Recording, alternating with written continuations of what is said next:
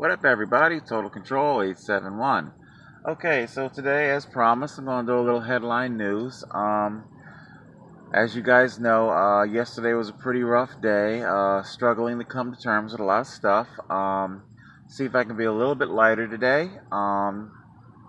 Of course, we're going to see if we can plug our GoFundMe in the link below. By all means, if you have it.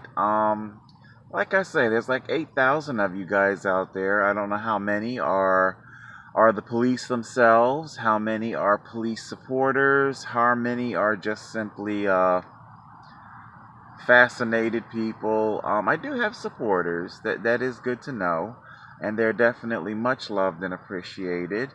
Um, yeah, as far as like a headline news thing goes, in accord with crowdfunding. We saw our Johnny Bobbitt and the couple that took advantage of him. It's not a unique situation. I actually wanted to do an entire video on this.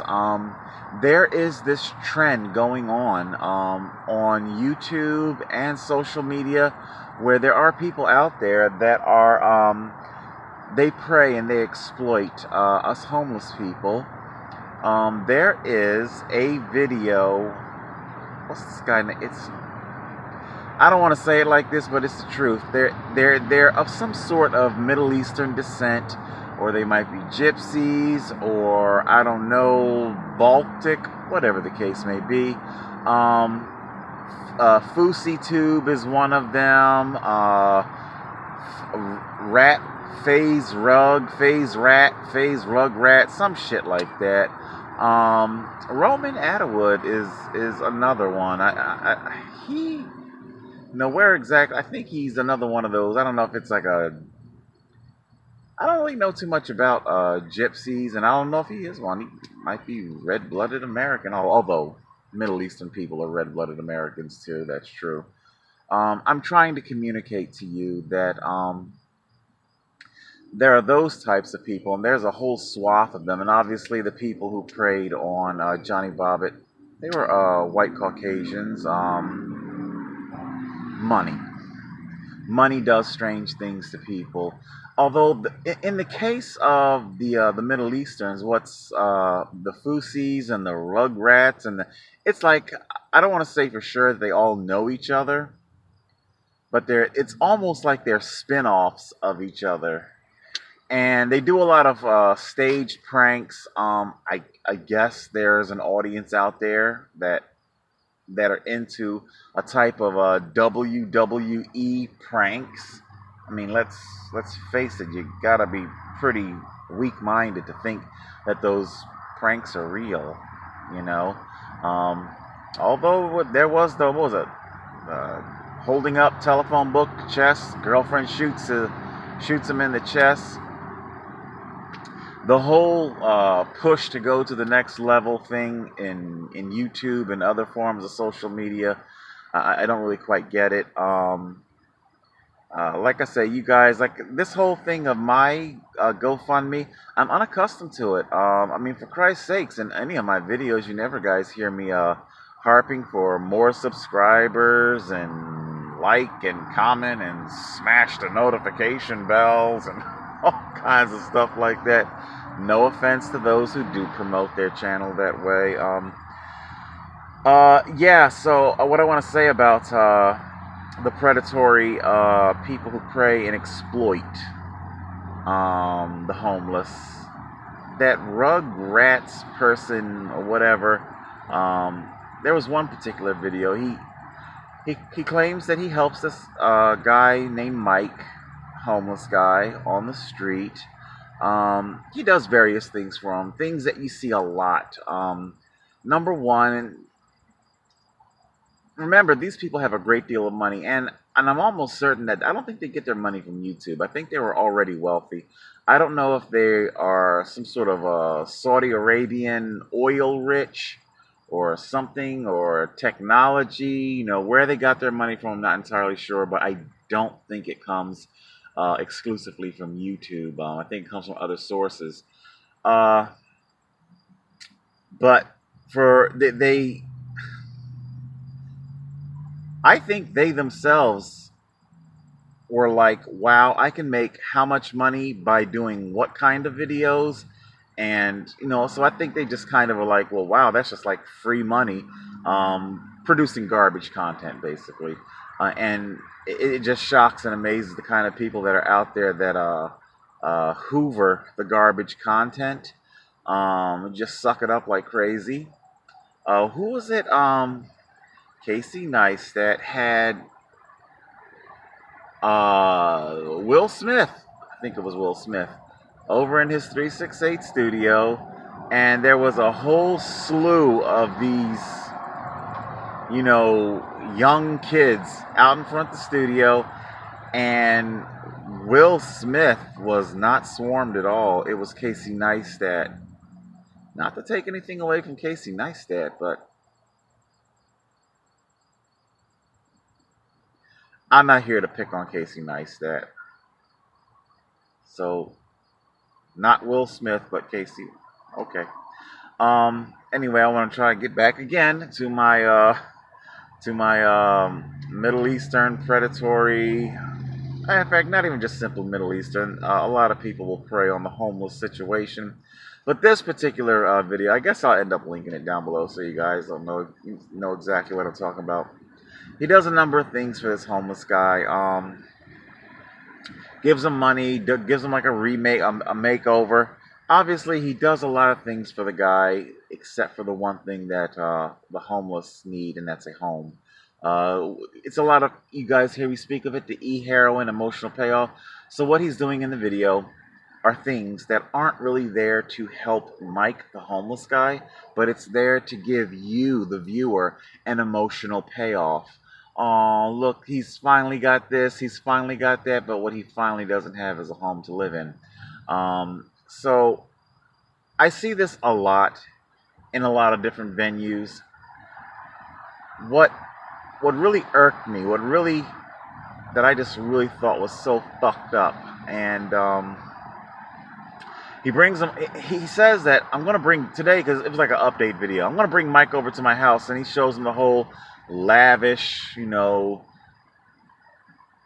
a sprawling mansion, sprawling McMansion and whatnot. So, and he goes to show him the wall-sized portrait of his father, and his father's standing right there. And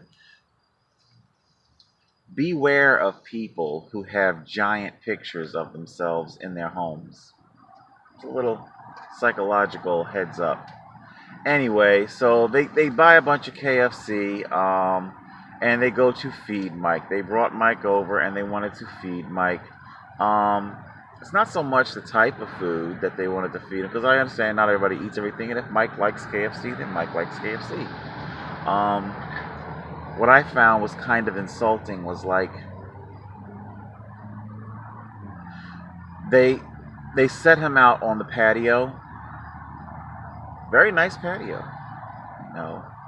and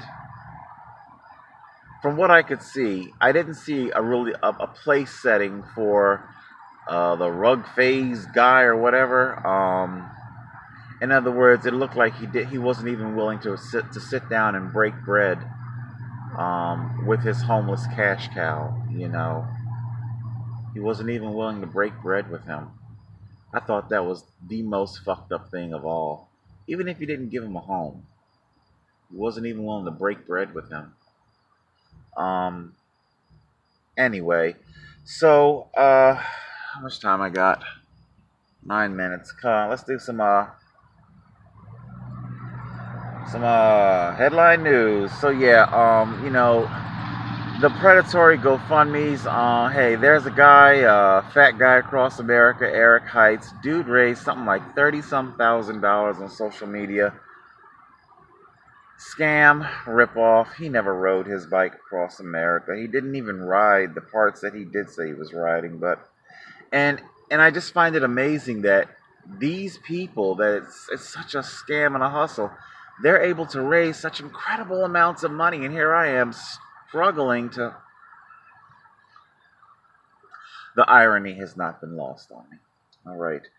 All right, 6ABC, AAA, they're predicting huge gas prices to spike because of Florence. What can I say, people? That's what happens when you are oil dependent. Fox 29, they've got a story where, yet again, somebody was shot and killed in one of those Chinese takeout stores, restaurant stores, late at night. Those stores are fucking treacherous, man. It's amazing they stay in business. A lot of shootings happen at them. Four Montco, 6ABC, four Montco doctors accused of illegally a pill mill. I'm not going to get into it too much. I don't want to sound too, you know, accusatory. I got my own vices. You guys know that. What? To this day, I really don't get it. The opioids, I just don't get why people cling to them. But let's be honest here. The only reason why anybody's allocating all this money is because it is primarily affecting middle class white people. Yes, there are white. Excuse me. Yes, there are white crackheads. Yes, I'm getting ahead of myself. Yes, there are white crackheads, and yes, there are black opioid addicts. But we're talking about national averages, and who are we kidding? Once it came home to roost, that middle class white America, and suddenly it became a problem. Officer Amber Geiger. Things are starting to look a little weird as information is coming in. Something about to save on time. I read the story, and it looks like it's starting to look like it might be a jilted lover scenario. I don't know. Witnesses say that they heard her banging on the door saying, "Let me in," which means she knows somebody was there, which means that if indeed those accounts are true, that she was not necessarily caught unawares. I don't know. Is it a jilted lover situation? Did a dude put that mandingo dick down on your ass? And I don't know. Anyway, yeah, there's a FEMA scandal going on. Yeah. What was it? Trump, he transfers 10 million from FEMA to ICE. And then they also go on to talk about the Puerto Rico thing.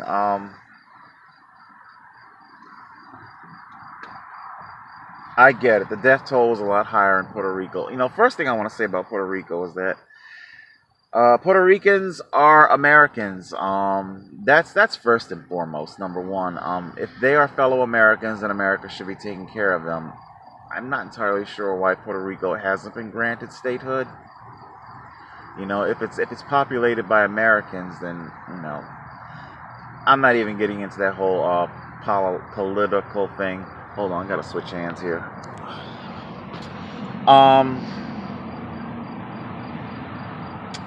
What's coming down to because Puerto Rico had economic strife long before Maria or any hurricane, the residents, who's responsible for the economic squalor? Is it the residents? Is it, you see, the thing that I've learned as far as about being homeless and all of the various bushcrafting videos that I'll watch to help myself while I struggle with homelessness, and then I will see how a lot of gentrification will hijack bushcrafting skills, bushcrafting venues, and suddenly things that were cheap or free and living off the land, it's now been given these fantastic price tags. Why? Because it's gentrified. It is considered that only a certain type of person. Once again, we're going back to the right kind of buyer. White people of a particular caliber would be interested in this type of, like the tiny home thing. Suddenly they were giving these fantastic price tags of, now they're like up to like what, $200,000. I'm sorry, that's a fucking house. You know, so gentrification hijacked the tiny home movement. Um, I say this because Puerto Rico would complain we have squalor, we have so little. How come you don't gentrify your island? You know? You'll have a bunch of white people go out into the fucking wilderness and turn it into a multi-million-dollar resort retreat. You know?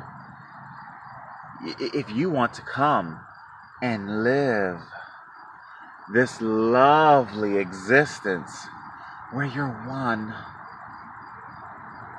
we are living one with the earth, and we want $10,000 a week to do it. White people do it, and white people pay it.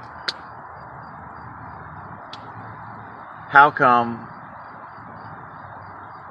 So they would complain that they don't have the resources. One thing I'm going to say about Puerto Rico also, because I get what they're saying. They're talking about, how come, and the liberal left, they are trying to hitch previously existing conditions, economic conditions. So they're trying to hitch a lot of previously existing stuff to the tractor of recovery, of hurricane recovery, the tractor that would pull you out of it. It's true. The liberal left, they're trying to hook to latch on a bunch of pre-existing shit to it. That's true. I don't know. You can make your home whatever you want it to be. As I could let this camp deteriorate into squalor. A lot of self-destructive vices tend to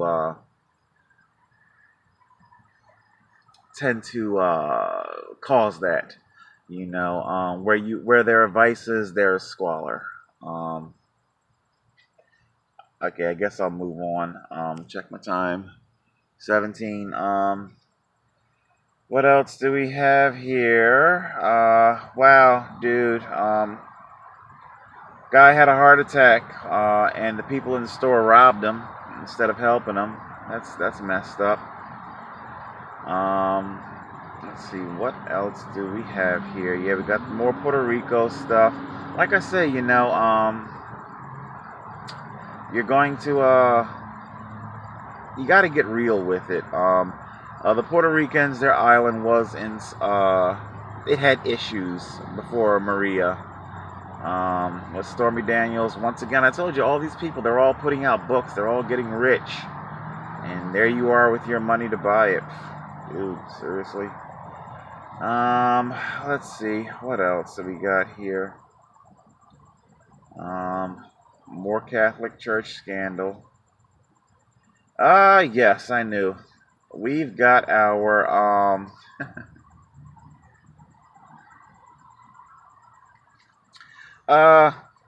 so you heard me talking about,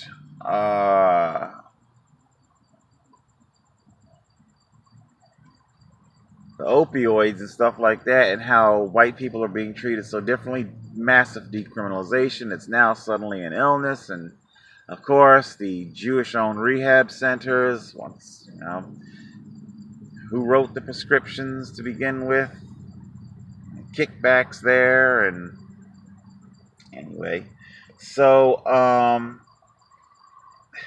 don't know if the person, but I think they might be making a political point, that if safe injection sites can be instituted for these white people, these white kids, save our white babies, then how come we can't have a safe crack pipe site?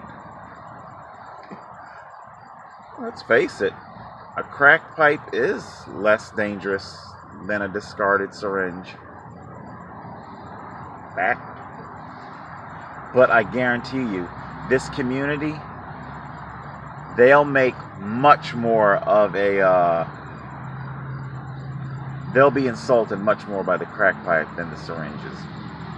I tell you, race and drugs. So, let's see. Yeah, we have a little 9-year-old girl in Philadelphia. She was hit on her bicycle. I've watched the video. I'll say this about it because I didn't really see enough of the video to make a critical analysis over. First of all, the driver plowed into a little girl on a bicycle on a neighborhood street. You know, one of those safer streets that Officer Ralph Burke would have me and every other cyclist ride on. See, people, I told you, there are no such thing as dangerous roads. There are only dangerous drivers, okay? Unless the road itself is physically in disrepair, then there's nothing dangerous about it. Unless the road has been has a design flaw where it doesn't accommodate all vehicles, such as our excessively narrow width lanes, then therefore you can't say the road is per se dangerous. The drivers make the roads dangerous. But of course, nobody ever wants to put fault where it actually lies. They always look to blame something else. Have you ever noticed the bulk of your titles involving a vehicle stalled or tries to dart across train tracks? It's just the way the title is written. Train plows into, you know, it's almost like it's kind of exoneratish of the driver. It's almost like you would think that the train jumped the tracks and plowed into innocent drivers, and that's almost always not the case. So you would think, why don't you say headline driver, attempts to beat.